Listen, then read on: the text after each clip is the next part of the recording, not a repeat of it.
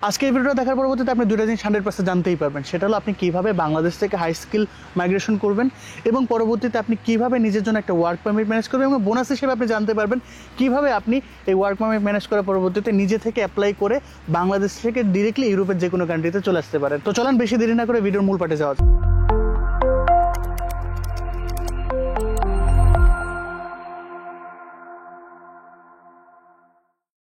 দেখেন, বাংলাদেশ থেকে অনেকে চিন্তা করে আসলে হাই স্কিল মাইগ্রেশনের জন্য মেবি কানাডায় ওপেন বা ইউএস এর মতো কান্ট্রিগুলো ওপেন।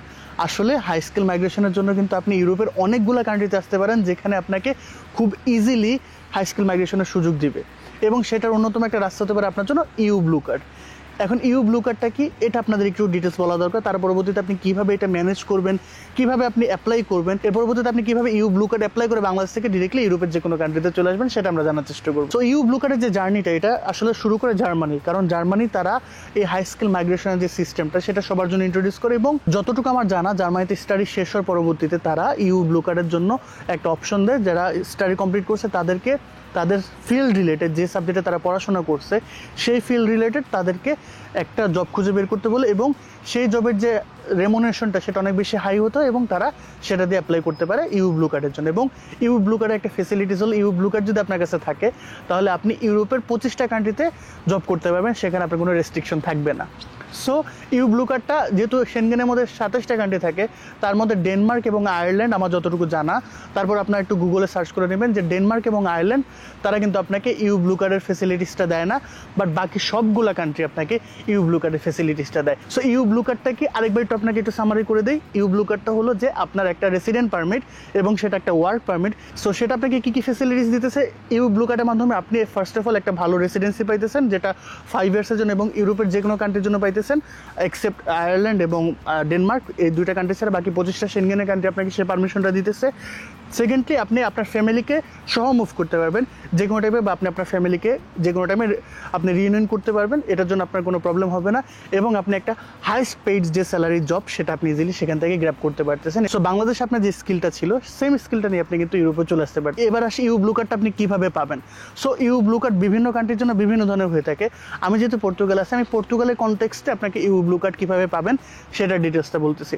আপনি সেম জিনিস আপনি জাস্ট গুগলে সার্চ করলে হবে EU blue card for Austria, EU blue card for Germany, EU blue card for হতে পারে আপনার Netherlands, EU blue card for Lithuania, যে কোনো কান্ট্রি লেগে আপনি সার্চ দেন সেটা কিন্তু আপনি ডিটেলস সেখানে পেয়ে যাবেন। তাছাড়া আপনি আরও কীভাবে নিজে নিজে অ্যাপ্লাই করবেন সেটা আমি ভিডিওর শেষে বলবো একটা স্পেসিফিক ক্লু দিয়ে, যেখানে আপনাকে নিজে থেকে এত বেশি প্যারা নেওয়া লাগবে না, নিজে থেকে আপনি কিন্তু ইজিলি অ্যাপ্লাই করে ফেলতে পারবেন। আপনাকে আরও কয়েকটা পদ্ধতি আমি শিখাই দেবো। এবার আসি ইউ ব্লু কার্ডের কী রিকোয়ারমেন্টসগুলো থাকে। অ্যান্ড বেসিক্যালি যদি আমি পর্তুগালের কনটেক্সটে ইউ ব্লু কার্ডের অ্যাপ্লিকেশন প্রসেসটা বলি তাহলে দেখা যাবে যে ইউ ব্লু কার্ডের যে প্রসেসটা আছে সেটা পর্তুগালের কনটেক্সটে একদম ইজি এবং দেখা যাইতেছে অনেকগুলো কান্ট্রি থেকে পর্তুগালে ব্যারিয়ারটা কিছুটা কম হইতেছে যেহেতু এটা একটা ডেভেলপিং কান্ট্রি মানে ইউরোপের কনটেক্সটে। সো কনসেপ্টটা ভেরি ইজি, আপনাকে একটা হাই স্কিল জব খুঁজে বের করতে হবে এবং আপনাকে হাই স্কিলের জবের পাশাপাশি আপনাকে আপনার ইউনিভার্সিটি ডিগ্রি থাকতে হবে। এখন university degree minimum bachelor degree হতে হবে।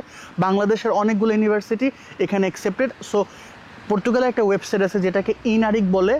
সো ইনিক বা নারিক একটা ওয়েবসাইট আছে, আমি ভিডিও ডিসক্রিপশনে দিয়ে দেবো। সেখানে আপনি ইজিলি চাইলে বাংলাদেশের কোন কোন ইউনিভার্সিটি এখানে অ্যাকসেপ্টেড আপনি ইজিলি দেখে ফেলতে পারেন। সো আমি দেখছি বাংলাদেশ অলমোস্ট 90% ইউনিভার্সিটি এখানে অ্যাকসেপ্টেড। ইভেন ইউনিভার্সিটির নাম শো এখানে দেখা যায়, অনেক প্রাইভেট ইউনিভার্সিটি এখানে ইজিলি আছে। আর আপনারা যদি বুয়েট থেকে, ঢাকা ইউনিভার্সিটি থেকে বা পাবলিক ইউনিভার্সিটি থেকে পাস করেন, আলহামদুলিল্লাহ আপনাদের সার্টিফিকেট আরও ইজিলি এখানে অ্যাকসেপ্টেড। So basic concept. তাছাড়া আইটি গাই যারা আছে তাদের জন্য সুবিধাটা কোন দিকে, যারা আইটি গাই তাদের এখানে যদি তাদের জবও না থাকে, আপনাদের 3 বছরের এক্সপিরিয়েন্স বা 5 বছরের এক্সপিরিয়েন্স আমি পুরোপুরি শিওর না, আপনি একটু কাইন্ডলি দেখে নিন। আমি তারপর যতটুকু আমার ধারণা, আমি যতটুকু দেখছিলাম যে আপনার এই ইনফরমেশনগুলো আপনি ডিরেক্টলি ইউরোপিয়ান ইউনিয়নের ওয়েবসাইটে পেয়ে যাবেন, সেখানে আরও ডিটেলস দেওয়া আছে। আমি আপনাকে একটু বেসিকটা বলে যে আপনার যদি ডিগ্রি না থাকে তাহলে আপনি 3 থেকে 5 বছরের জব এক্সপিরিয়েন্স যদি এখানে দেখান সেটা অ্যাকসেপ্টেড। আর ডাক্তার যারা তাদের ক্ষেত্রে এখানে যে জিনিসটা হবে, আপনি ডাক্তারের ক্ষেত্রে আপনাকে এখানে লাইসেন্স নিতে হবে। আপনি অ্যাপ্লাই করতে পারবেন, অ্যাপ্লাই করার পরবর্তীতে আপনাকে এখানে এসে আপনার যে প্র্যাকটিস করার যে লাইসেন্সটা সেটা এখানে ইকুইভ্যালেন্স করতে হবে, এরকম সামথিং একটা প্রসেস আমি যতটুকু দেখছিলাম। এবং আপনার স্যালারি 1900 ইউরোর মতো হতে হবে। সো যতগুলো জব আমি আপনাকে বলতেছি, আপনাকে এমন একটা জব কন্ট্রাক্ট ম্যানেজ করতে হবে যেটাতে আপনার স্যালারি হবে পর্তুগালের কনটেক্সটে 1900 ইউরো। এবং এটা 1900 ইউরো কীভাবে, পর্তুগালের বেসিক স্যালারি এখন 820 ইউরো। সো আই থিঙ্ক এটা ডাবল সো আপনাকে 1900 ইউরো যদি আপনি ম্যানেজ করতে পারেন কোনো জব কন্ট্রাক্ট বা কোনো জব অফার, তাহলে আপনি ইউ ব্লু কার্ড নেওয়ার জন্য এলিজিবল। মোটামুটি আমাদের এই কনসেপ্টটা ক্লিয়ার। এবার আসে আপনি এই জবগুলো আসলে কোথায় খুঁজবেন। জবগুলো খোঁজার জন্য পর্তুগালে অনেকগুলো ওয়েবসাইট আছে। আপনি ইউএস.com একটা ওয়েবসাইট আছে, সেটাতে দেখতে পারেন। নেট এমপ্রেগোস সেটা দেখতে পারেন। হেইতিস.com একটা ওয়েবসাইট আছে, সেটাতে দেখতে পারেন। ইন্ডিড দেখতে পারেন, লিঙ্কডইন দেখতে পারেন। এইগুলাতে আপনি ইজিলি অনেকগুলো কোম্পানি আছে বা অনেকগুলা কোম্পানির বিভিন্ন সিইওরা থাকে, বিভিন্ন পদের বিভিন্ন মানুষ সেখানে থাকে। তাদেরকে জাস্ট আপনাকে একটু খুঁজাইতে হবে এবং তাদেরকে কোল্ড মেসেজ পাঠাতে হবে এবং তাদেরকে আপনার যে পোর্টফোলিওটা সেটা শো করতে হবে। এবং আপনি যদি সেটা করতে পারেন ইজিলি করতে পারবেন। এবং সবথেকে বড় একটা জিনিস, পর্তুগালে কিন্তু এখন ওয়ার্ক পারমিট ভিসা হইতেছে, প্লাস এই যে স্কিল মাইগ্রেশনটা সেটা কিন্তু আরও বেশি হইতেছে। কারণ লাস্টে গভর্নমেন্ট ছিল, যদি গভর্নমেন্ট কয়েকদিন আগে পড়ে গেছে, তারা কিন্তু আপনার ইমিগ্রেন্ট ফ্রেন্ডলি না, কিন্তু তারা স্কিল্ড মাইগ্রেশনের জন্য তারা প্রস্তাব দিছে এবং সেখানে তারা বলতেছিল যে তারা অনেক ওয়ার্ক পারমিট ইস্যু করছে। কার্তো দে ভের্দে নামে একটা প্রোগ্রাম তারা ইস্যু করছে, সেখানে অনেক ইমিগ্রেন্টকে তারা আনছে, যদিও কয়েকদিন ধরে আবার একটু টাইট করছে, কিন্তু স্কিল মাইগ্রেশন কিন্তু এখানে অন আছে। পর্তুগালে প্রচুর ডাক্তারের সংকট, এটা আমি নিজে থেকে দেখছি। আমি যেদিন ডাক্তার দেখাইতে গেছি, প্রায় আমি 16 ঘন্টা বসার পরবর্তীতে তারা আমাকে সিরিয়াল দিচ্ছে, যদিও আমি ডাক্তার কমপ্লিটলি দেখাইতে পারি না, আমি আবার চলে আসছি নিজে বিরক্ত হয়ে। সো ডাক্তারের একটা সংকট আছে, নার্স যারা আছে তাদের একটা সংকট আছে, আইটি প্রোফাইলে যারা আছে, এখানে কিন্তু আইটি প্রোফাইলের অনেক ভালো ভালো মানুষ এখানে জব করতেছে। কারণ বাংলাদেশ থেকে আমরা যারাই আসি বা আমরা দেখা গেছে যে অন্যান্য কান্ট্রি থেকে যারা আসে, সবাই আমরা সবসময় ফোকাস থাকি কীভাবে লো স্কিল জবগুলো আছে সেগুলোর মধ্যে আমরা ফোকাস করি ফার্স্টের দিকে। তো ওই জায়গায় কিন্তু স্যাচুরেশন হয়ে যায়, উপরের লেভেলগুলো কিন্তু সবসময় খালি থাকে। আর পর্তুগিজ ছেলেপেলে যারা আছে তারা পড়াশোনা তত বেশি ইন্টারেস্টেড হয় না। সো দেখা যায় যে তারা আপনার অনেকে হাই স্কুল কমপ্লিট করে, আবার অনেকে হাই স্কুল কমপ্লিট না করে তারা ভোকেশনাল স্টাডি করে। যেহেতু এই দেশে তারা যেহেতু লোকাল, তাদের জন্য জব ম্যানেজ করে কোনো ব্যাপার হয় না, তারা ইজিলি জব ম্যানেজ করতে পারে। সো হাই স্কিলগুলোতে কিন্তু আপনি যদি একটু ভালো পর্তুগিজ পারেন এবং আপনার যদি স্কিল ভালো থাকে, সো আপনি ইজিলি কিন্তু মাইগ্রেট করতে পারেন। আর যদি ইউ ব্লু কার্ড থাকে আপনার কাছে, তাহলে কিন্তু আপনি ইজিলি পর্তুগালে ভালো লাগতেছে আপনার অন্য কান্ট্রিতে মাইগ্রেট করতে পারবেন। মেবি জাস্ট আপনাকে ওই দেশের একটা জব ম্যানেজ করতে হবে, আপনার রেসিডেন্সি মেবি সেমই থাকবে। সো এখানে আর কোনো প্রবলেম হওয়ার কথা না। সো এবার আসে আপনি কীভাবে অ্যাপ্লাই করবেন। সো অ্যাপ্লাই করার প্রসেসটা অনেক লং, তারপর আমি ব্রিফলি আপনাকে বলে দিতেছি, জাস্ট কয়েকটা পয়েন্ট আপনাকে ধরাই দিতেছি। এই জিনিসপত্রগুলো যদি আপনি ফলো করেন, তারপরেও আমি ভিডিওর শেষে আপনাকে একটা প্রপার সলিউশন বলে দিব, আপনি সেখান থেকে কীভাবে অ্যাপ্লাই করবেন সেটা শিখে নিতে পারবেন। না, আমাদের ফার্স্টে যে ডকুমেন্টটা লাগবে সেটা আপনার পাসপোর্ট এবং আপনার এডুকেশনাল সার্টিফিকেট। এর পরবর্তীতে আপনি যে জব ম্যানেজ করছেন সেটা লাগবে।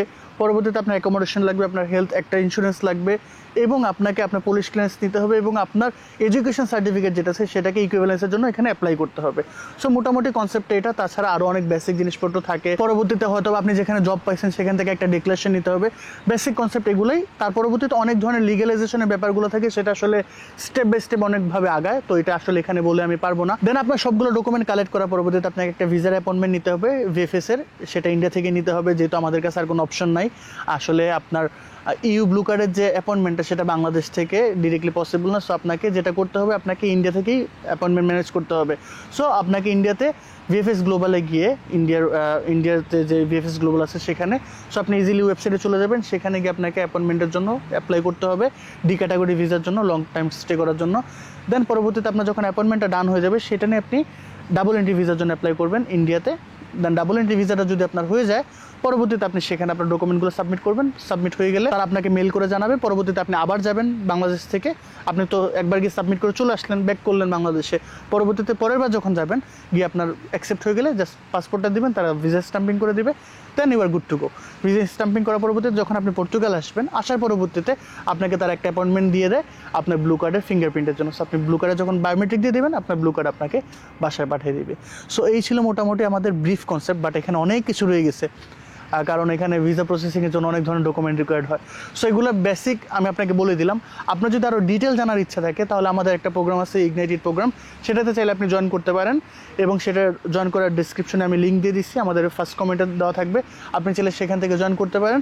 এবং সেখানে আমরা আপনাকে শেখানোর চেষ্টা করব, যেখানে আমাদের মধ্যে যারা অলরেডি পর্তুগালে আমি 2 জনকে পাইছি যারা ইউ ব্লু কার্ড নিয়ে আসছে।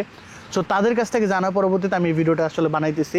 সো তারা আপনার মেন্টর হিসেবে সেখানে থাকবে এবং তারা আপনাকে শেখানোর চেষ্টা করবে কীভাবে আপনি ইউ ব্লু কার্ড নিয়ে বাংলাদেশ থেকে এখানে আসবেন। সো আমি দুজনকে পাইছি, একজন আপনার নোমেড ভিসাতে আসছে এবং আরেকজন ইউ ব্লু কার্ডে আসছে। সো মোটামুটি কনসেপ্ট দুজনেরই সমান ছিল, একজন জব নিয়ে আসছে আর একজনের জব অলরেডি ছিল। সো আপনি যদি নোমেড ভিসাতে ইন্টারেস্টেড থাকেন তাহলে কিন্তু আপনি চাইলে আমাদের এই ইগনাইটেড গাইডেন্স প্রোগ্রামে জয়েন করতে পারেন, যেখানে আপনি স্টাডি থেকে শুরু করে একদম ওয়ার্ক পারমিট পর্যন্ত, নোমেড ভিসা পর্যন্ত এবং আজকে যেহেতু আমরা বললাম ইউ ব্লু কার্ড পর্যন্ত, সেটা নিয়ে আপনাকে ডিটেল এবং বিস্তর আপনাকে জ্ঞান দেওয়ার চেষ্টা করা হয়েছে এবং সেখানে আপনাকে একদম লাইভ কলের অপশনও রয়েছে। সো আপনি আমাদের ইগনাইটেড গাইডেন্স প্রোগ্রামে ডিরেক্টলি আপনার যে মেন্টর তার সাথে প্রাইভেট কনসালটেশন পাবেন, প্লাস তার প্রি রেকর্ডেড ভিডিও পাবেন এবং বিভিন্ন ধরনের চেকলিস্ট থেকে শুরু করে বিভিন্ন ধরনের ডকুমেন্টেশন কীভাবে করবেন সব কিছু আপনাকে সেখানে শেখানো হবে এবং আপনি কীভাবে আপনার জবটাকেও খুঁজে বের করবেন সব আপনাকে সেখানে শেখানো হবে।